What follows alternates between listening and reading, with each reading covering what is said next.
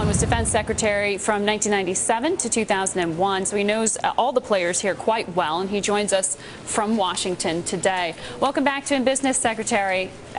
Great to be with you. You do know the players well, as this country supported the Mubarak regime for some 30 years here. Right. You know how strong the ties are between this country and Egypt's military. How do you describe that relationship?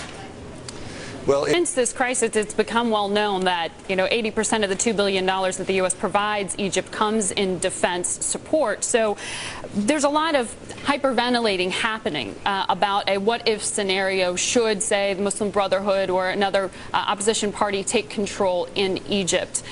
Wouldn't doing so, any abrogation of Camp David, cause all that money to go away? I mean, financially, do you really believe that there's a potential for Egypt's leadership to break the Camp David Accords, thus giving up all that money? I think the Egyptian people have had 30 years of peace at this point, so it's unclear as to the sentiment in the street about that relationship with Israel. But let me ask you specifically about the meeting that's happening today with Secretary Gates and Israel's defense secretary. What's that conversation about? And during your time, did you perceive Omar Suleiman, the vice president of Egypt, to in fact be the preferred successor to Mubarak?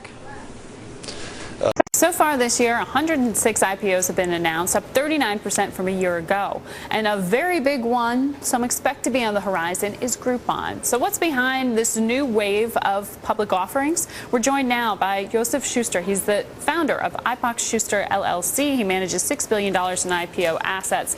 The company's Ipox indices track global IPOs and spinoffs, and then they're dropped after about 1,000 days. Joseph, welcome to In Business.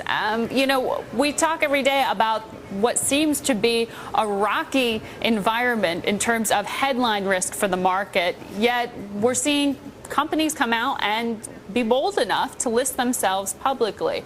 What is this about? You've been tracking these IPOs. I mean, do you expect to have a fair amount of volatility given what you just said there? For a bit, maybe longer than they liked because of the crisis. So now that we see some of these IPOs with interesting stories behind them, Zipcar as just one example, potentially a Groupon, is there something fundamentally that's shifting in terms of risk appetite? Yes, I mean, it underlines